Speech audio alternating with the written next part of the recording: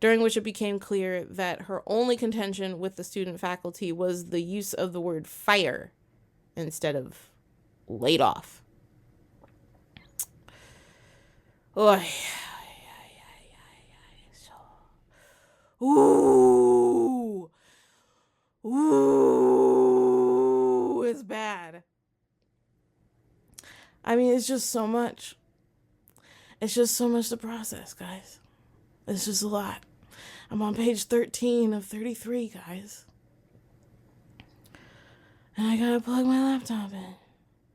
And I gotta drink water and maybe eat some of that apple that's next to me. And I gotta not go crazy while I'm doing this. And I'm really grateful for my support. So poop it all out for me, homie.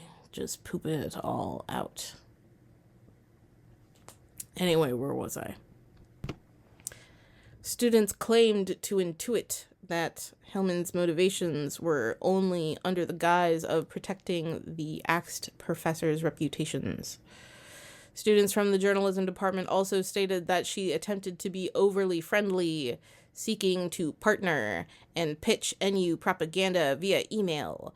But I now know from experience that this is a common tactic of educational administrators and public officials when dealing with the media. And wait, you're telling me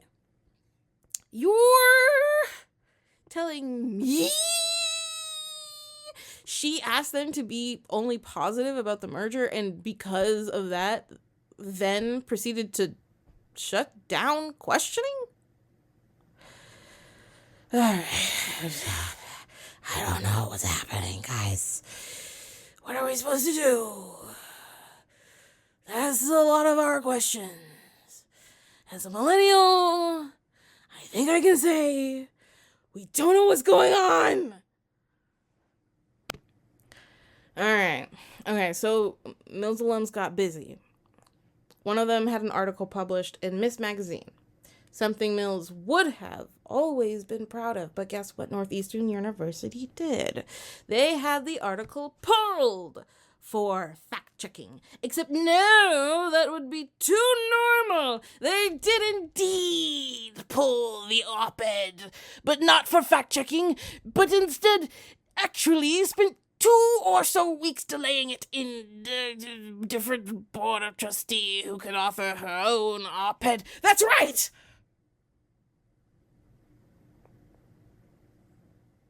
The magazine ran 2 op-eds under the same name, written by 2 different people, in the same edition.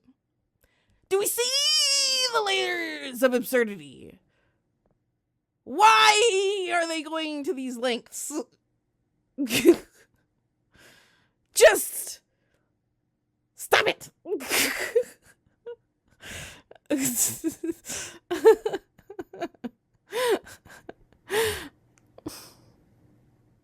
Another alum engaged an investigative reporter from a major newspaper to check out all the fishy stuff. And guess what? One of them had gathered as much information as they could, and the line went dead. Not legally or literally, I mean silent. Northeastern, by the way, has close ties with McKinsey. Ever heard of them? Control the info and you control the situation. Squash the stories and you squash the problem. Silence the chat and you silence the dissent. More on that later, but Northeastern's PR strategy operates with an aggressive level of control, tightly managing narratives in a way that some have compared to state-run propaganda at large. Can we just see Northeastern's PR spin on this? As ridiculous as it is, they're making it sound normal when they're saying, no, the Titanic was just relocating to a more friendly aquatic environment upstate. And it wasn't just the journalism department that suffered from Hillman's oppressive tactics. I mean, obviously, every department suffered. And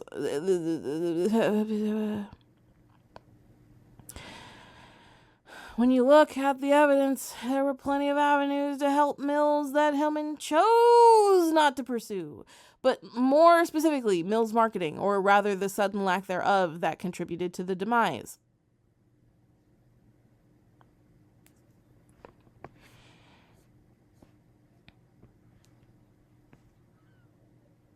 Let's go back a little. Remember when I told you about the Alumni Admissions Recruit Program, or AAR, that they had? Yeah. The Alumni Association of Mills College, or the AAMC, was an independent nonprofit that had been established in 1929 to support the college, and they did it with heart and soul. But in 2012, the AAMC president signed a new memorandum of understanding with the college's newly formed Office of Institutional Advancement, which would take on fundraising and recruitment. Also, very interestingly, completely randomly, it would now also own the alumni's directory. And this wasn't a huge problem until Northeastern showed up. Now, the Office of Institutional Advancement, another alum fundraising arm, became the happy mouth vocalizer of Northeastern's narrative, censoring all dissent. All of this resulted in decentralizing the alum's power. The loss of the alumni directory means that all communication to all alums has to go through Northeastern first. Also, something about implying votes were had when they weren't. I don't know. I'm tired and I'm hungry and I don't want to work on this anymore. It's been 5 years. It's been 30 years. I just want an ice cream.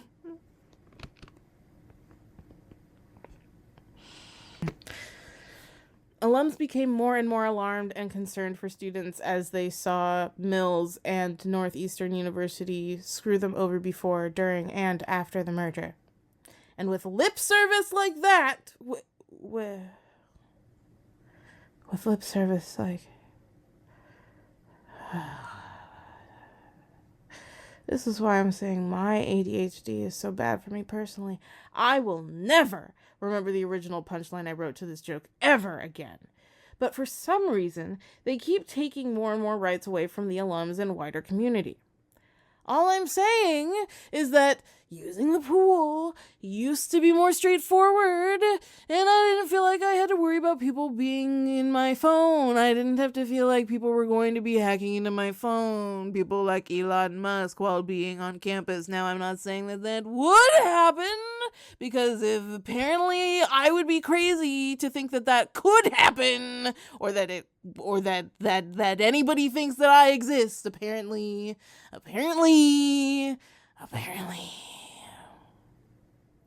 Hold me back.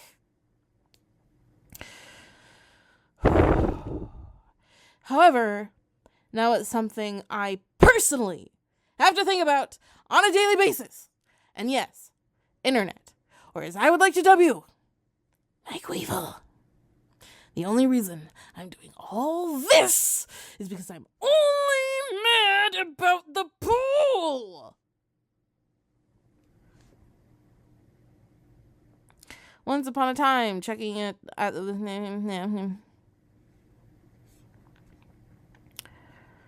Once upon a time, checking in at the front gate wasn't such a huge deal because the previous security team happened to be so confident that they didn't need live firearms on a college campus that has, like preschool children and stuff.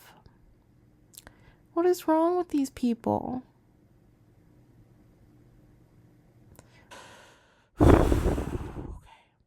Mills alums complained to the California Bureau of Private Post-Secondary Education during the 2018-2020 period, I guess, that Northeastern University had failed to do many things, such as mishandling the teach-out and contributing to a student hardship fund.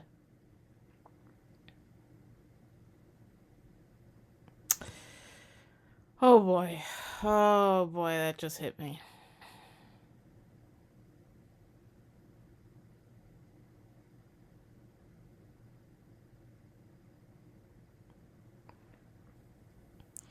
Complaints were received, but no citations were issued. Meanwhile, the Alumni Association shut down its whole chat because people were arguing. And you know, it's bad when even Facebook arguments get so intense that the whole group gets shut down. I mean, when's the last time that you saw a Facebook group just give up? Have you seen those people that keep posting chicken don't need no seasoning and they mean it? What? Who are you? And why do I care?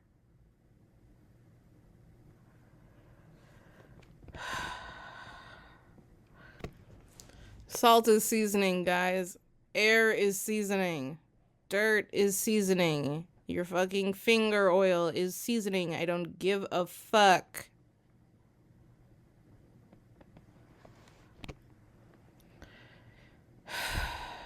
Like, when's the last time you saw a Facebook group just give up? Just give up. People care about flavorless chicken. That much. So much so that I can't finish my thesis because of the price of eggs. You have to have ADHD to understand the absurdity of my life experience. I'm sorry. Apparently, it's my fault. Because that's what everybody keeps telling me.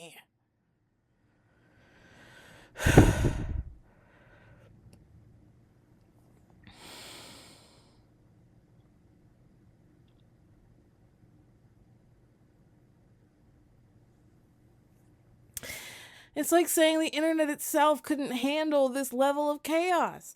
Okay, fine. People were having feelings, but neither the alumni...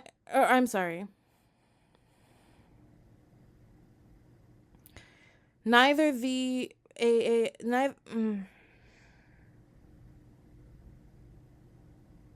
I'm so tired.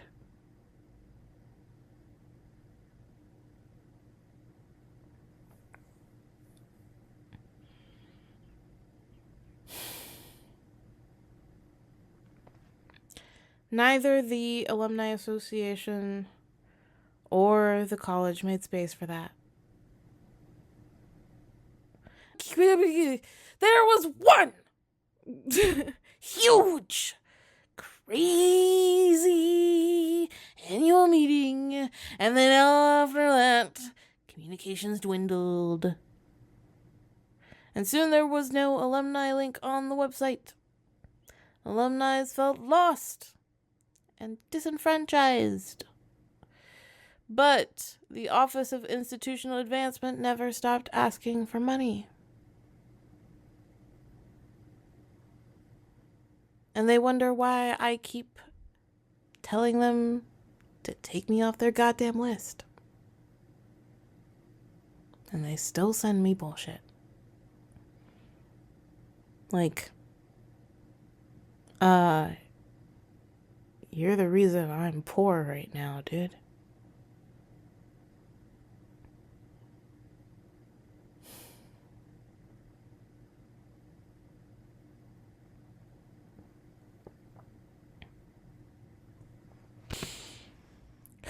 So good. Another story about a corporation absorbing a beloved institution and then screwing over everyone involved. That's never happened before. I mean, honestly, burying trustees in paperwork, misrepresenting financials, and railroading students out of their own education? Classic. This is like if Enron wanted to major in women's studies before dropping out and taking all the tuition money with them. And trustees suing just to do their job. The students promise stability only to be told, oops, never mind, please direct your future elsewhere. And Hillman took out a $40 million legal insurance policy. That's not something you do if you expect things to go well. That's something you do if you plan on personally starting the next.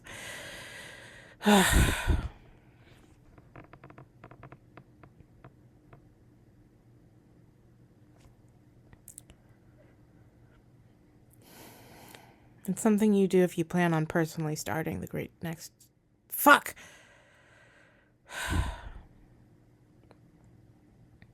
That's something you do if you plan on personally starting the next Great Depression. I mean, come on! The judge literally spelled it out. This might belong in criminal court, and yet somehow no one has been perped walked out of an ivory tower in handcuffs. What a shock! But think about it. How shady do you have to be for a judge to say, is this even the right court, or do we need to invent a new level? Is this even the right court, or do we need to invent a new level of legal hell just for you? And I love how Northeastern basically just pulled a psych on the students. Oh, you thought you could finish your major? No. That was more of a concept than a plan. But good luck figuring out your life in the middle of the semester. Okay, lady, love you. Goodbye. Okay, lady. I love you. Okay, lady. I love you. Goodbye.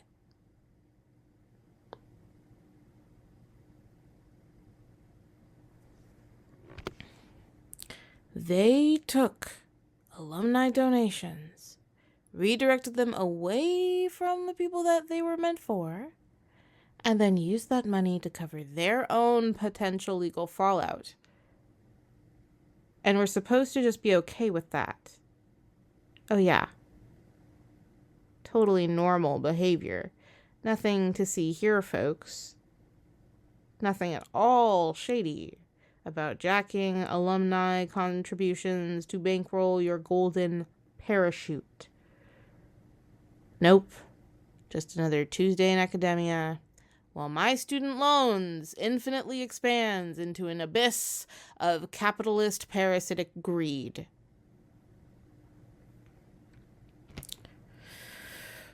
If none of this is adding up yet, if it still seems unclear that this merger was always a hostile takeover, consider this. Hillman's military strategy emphasized strategic ops, and one could very well argue her leadership at Mills seemed to follow a similar pattern. I mean, it's just a weird footnote, is all.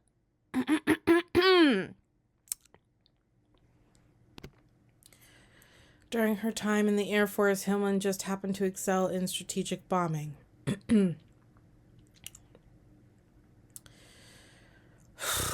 A military tactic designed to systematically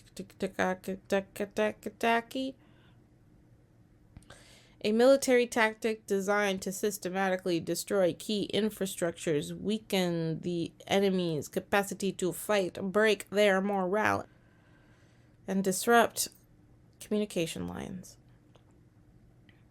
She wasn't just a student of these tactics, she taught them.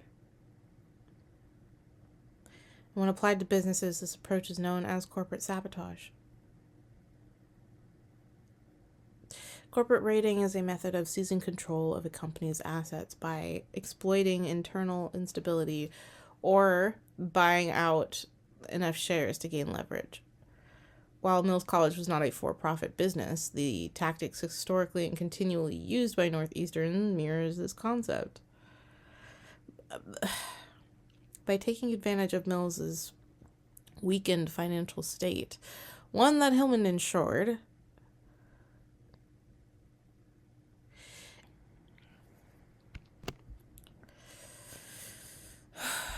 Northeastern was able to acquire the institution's valuable assets, including its real estate and intellectual property, while dismantling its independent identity.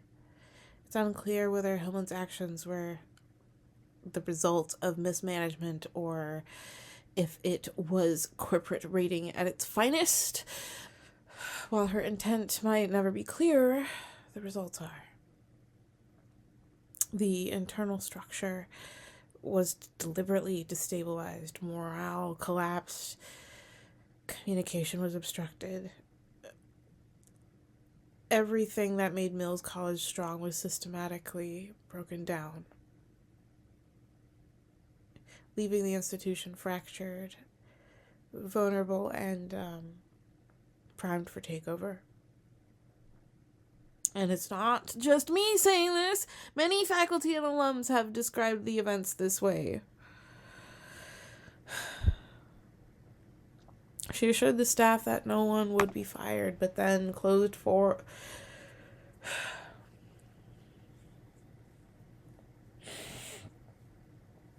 I'm fucking page 16. I'm barely even halfway through.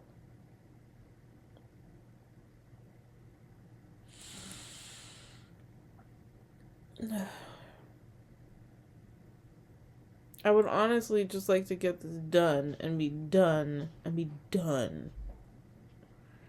And then I can sleep and then I can post it. You lunatics are gonna be all stupid about it.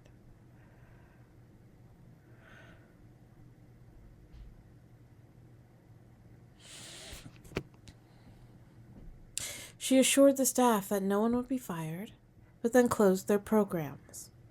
Mills had 158 majors, and you didn't have California credentials for more than 4 of them. 4.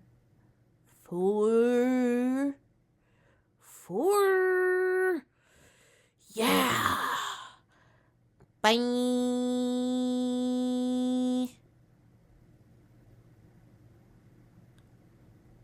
Helen's military background didn't just inform her leadership style, it defined it. She made Mills an easy target.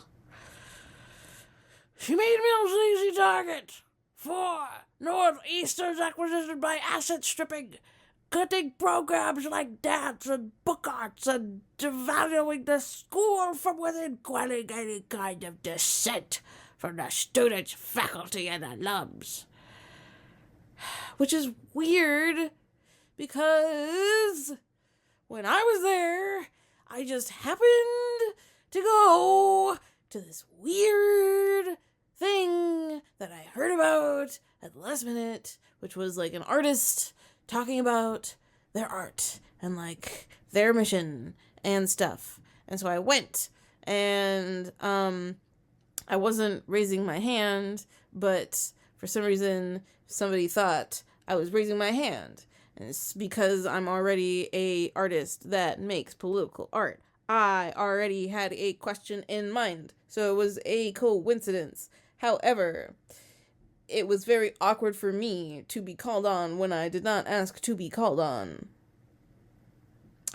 And so I was just like, yeah, what do you have to say to, like, people that are, like, making political art right now and they're just starting their careers? And it sparked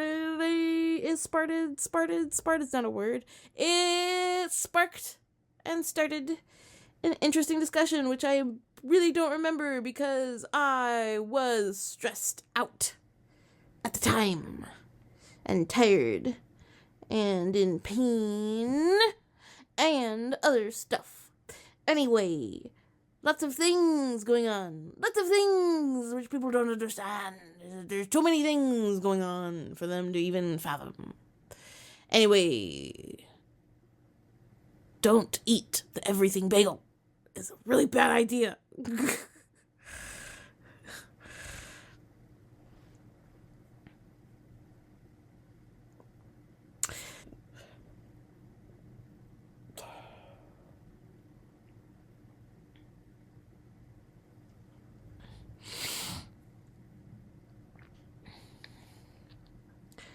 She ignored well-crafted financial plans, instead fabricating panic over a financial crisis that wasn't as dire as claimed.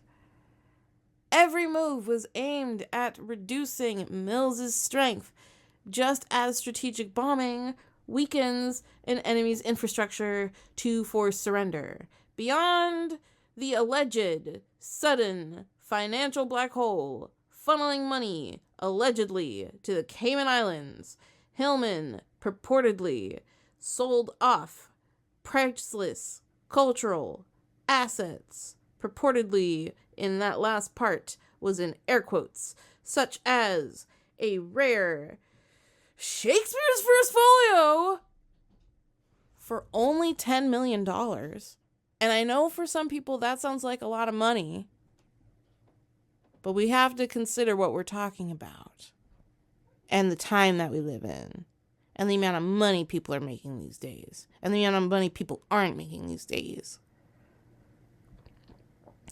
She sold a rare Shakespeare First Folio for only $10 million and a handwritten Mozart manuscript for less than $3 million. Excuse me? These were not emergency sales to save the school. The alumni had already answered every call for donations, raising a total of, and I quote, fucking IDK, more than enough! Between 2011 and 2020, not to mention the suddenly empty endowment. I'm sorry, $10 million for those individually is nothing. Jeff Bezos makes more money than that in the time it takes for his own fart to travel directly from his anus back into his own mouth. How is the price tag on these items the equivalent of the amount it should cost for poor people to buy a sandwich in comparison? No offense, I'm just saying he ain't worth that much. Alright, fine, a baby sliver of offense.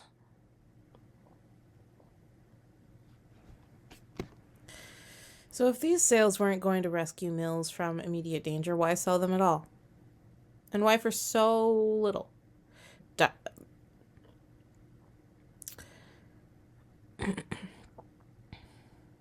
The answer, these sales weren't about survival. They were about weakening Mills's intellectual and cultural foundation, chipping away at its identity until it crumbled. Northeastern's decision to ship Mills's archives and historical collections to their headquarters in Boston stripped the institution of its core identity. Shoo, shoo, shoo, shwa, shwa.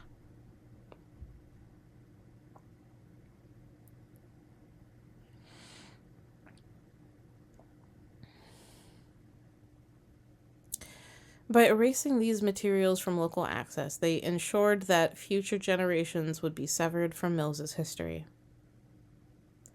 The removal of these assets Thank you, Seven, whoever Seven is in this context. If I'm Pete, whoever the fuck Seven is, I guess maybe. I mean, I've got a couple people it could be.